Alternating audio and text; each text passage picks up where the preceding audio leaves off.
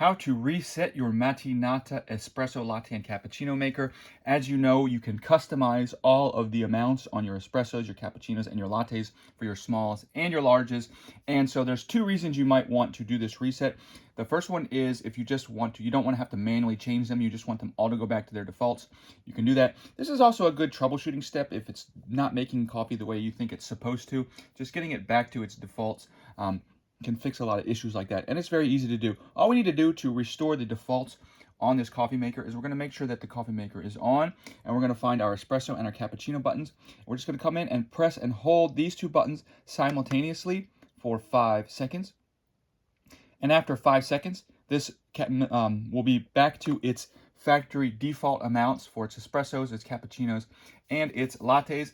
And if you want a sort of some instructions on how to actually set these, go ahead and click this video here. It'll show you how to customize your drink volumes.